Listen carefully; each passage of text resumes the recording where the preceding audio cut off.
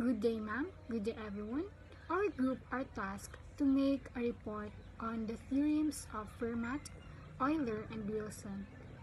I am Angelica Faye Arporia, and I am the reporter of the first theorem of the application of congruences, which is the Wilson's theorem. By the way, welcome to the world of number theory.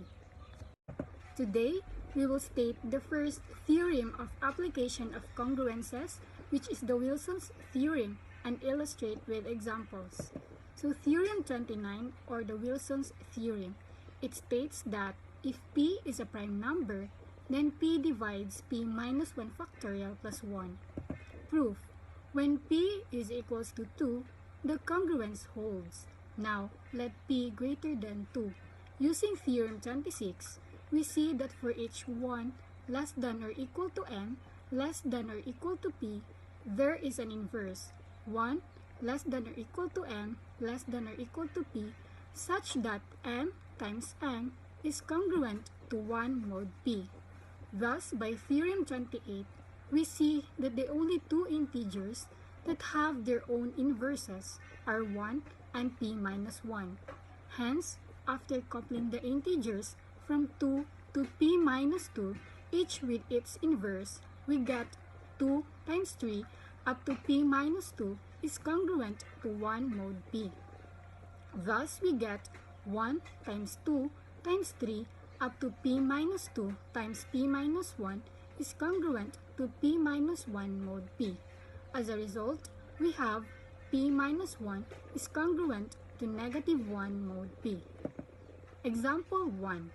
Reduce mod 13. Solution. We all know that 13 is a prime number, so p minus 1 factorial is equals to 13 minus 1 factorial. So, we have 12 factorial. Let's say 22 times 23 times 24 up to 33 is congruent to 1 times 2 times 3 up to 12 mod 13.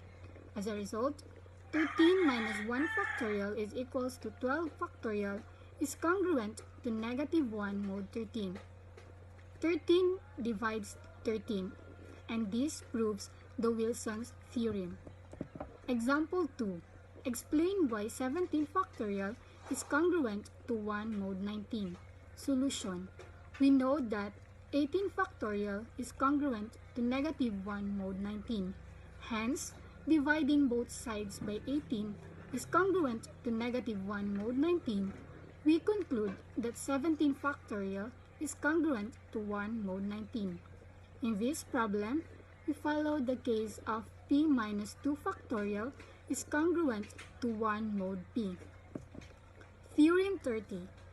It states that if m is a positive integer with m is greater than or equal to 2, such that m is minus 1 factorial plus 1 is congruent to 0 mod n, then m is a prime. Proof. Suppose that m has a proper divisor c sub 1 and that m minus 1 factorial plus 1 is congruent to 0 mod n. That is, m is equals to c sub 1, c sub 2, where 1 is less than c sub 1 less than m, and 1 is less than c sub 2 less than m. Thus, c sub 1 is a divisor of m minus 1 factorial.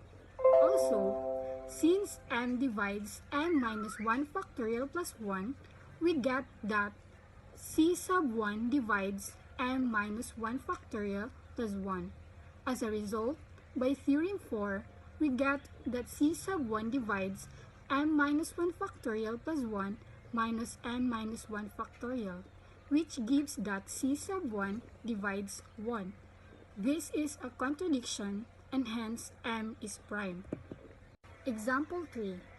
What is the remainder when 149 factorial is divided by 139? Solution.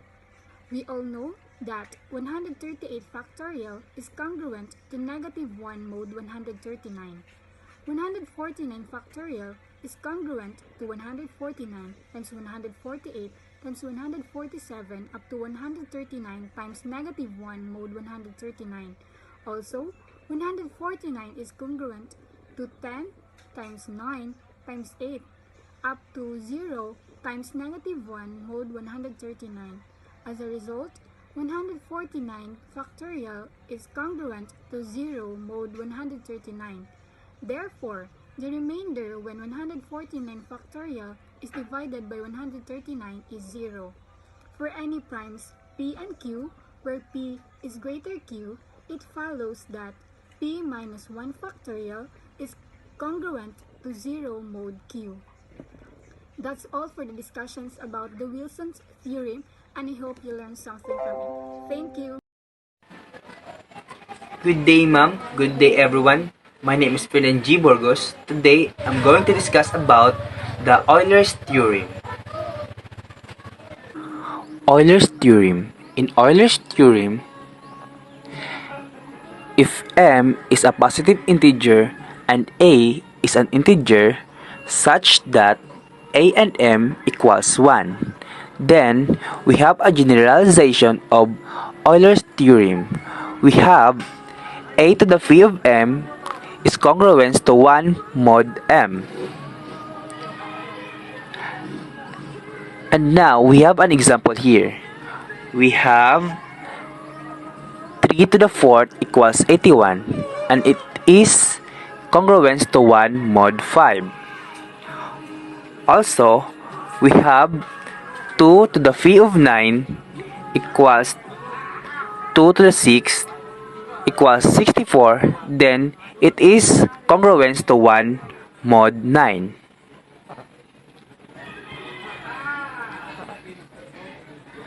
I will present a video that shows another example of Euler's theorem. Okay, in this video we're going to look at a couple of simple examples of Euler's theorem. So let's just recall that the Euler phi function is defined as follows. So it's the number of positive integers between 1 and n that are relatively prime to n. And furthermore, Euler's generalization of Fermat's theorem says that if the GCD of a and n is 1, then a to the phi of n is congruent to 1 mod n. So let's see if we can use that to reduce a couple of numbers modulo n given different values of n. So let's first look at the following. 5 to the 12 is congruent to something mod 36. So let's see what it's congruent to, mod 36. So we would probably want to start off by calculating phi of 36. So I'll use a formula which we derived in a previous video. So that this is equal to 36 times 1 minus half times 1 minus third.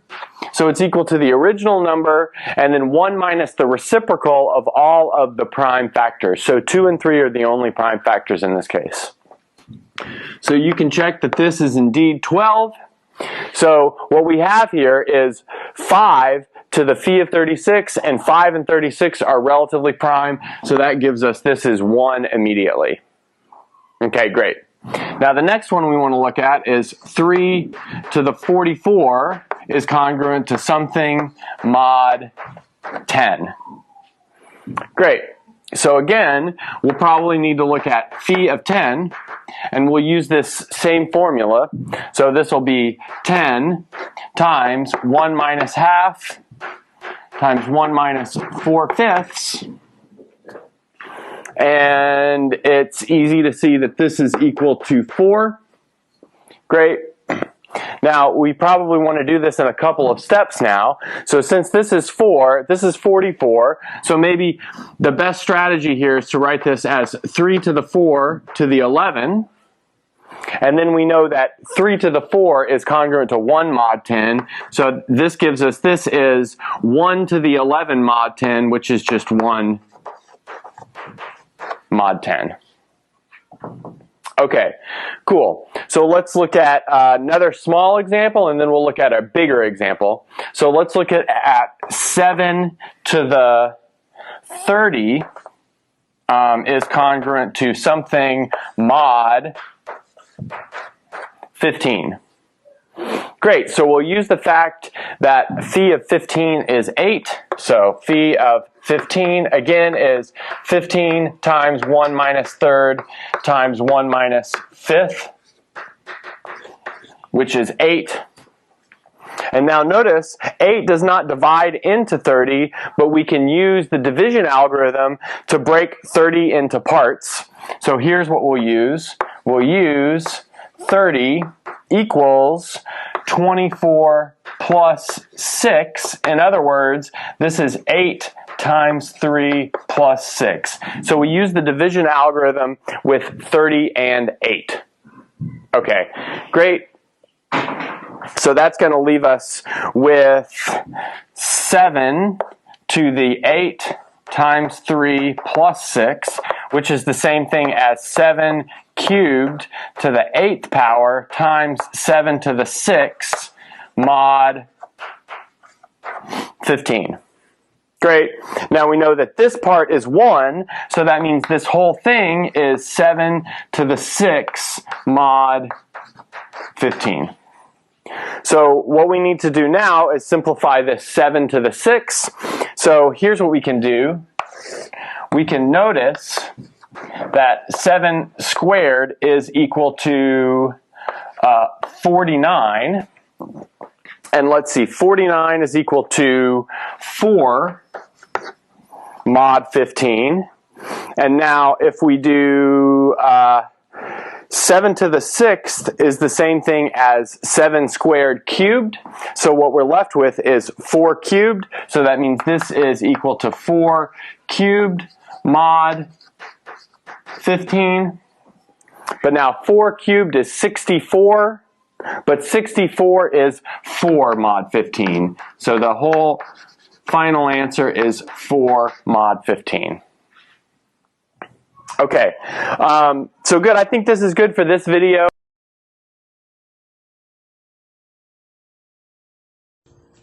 Fermat's theorem states that if P is a prime number and A is a positive integer with P does not divide A, then A raised to P minus 1 is congruent to 1 modulo P.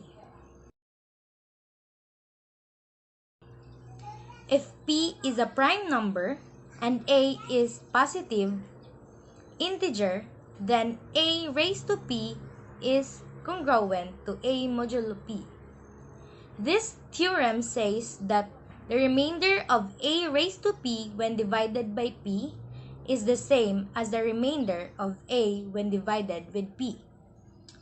Proof. If P does not divide A, by Fermat's theorem, we know that A raised to P minus 1 is equals to 1 modulo P. Thus, we get A raised to P is equals to A modulo P. Example. We want to find 7 raised to 222 modulo 11. By Fermat's little theorem, we know that 7 raised to 10 is congruent to 1 modulo 11. And so, 7 raised to 10 times k is congruent with 1 modulo 11 for every positive integer k. Therefore, 7 raised to 222 is equals to 7 raised to 22 times 10 plus 2 is equals to 7 raised to 10 times 22 times 7 raised to 2, which is congruent to 1 raised to 22 times 49, and is congruent to 5 modulo 11. Hence, 7 raised to 222 modulo 11 is equals to 5. Theorem 33. If P is a prime number and A is an integer such that P does not divide A, then A raised to P minus 2 is the inverse of A modulo P. This means that this theorem determines the inverse of an integer A modulo P, where P does not divide A. Proof. If P does not divide A, then Fermat's theorem says that A raised to P minus 1 is congruent to 1 modulo P. Hence, A raised to P minus 2 times A is equals to 1 modulo P. As a result, A raised to P minus 2 is the inverse of A modulo P.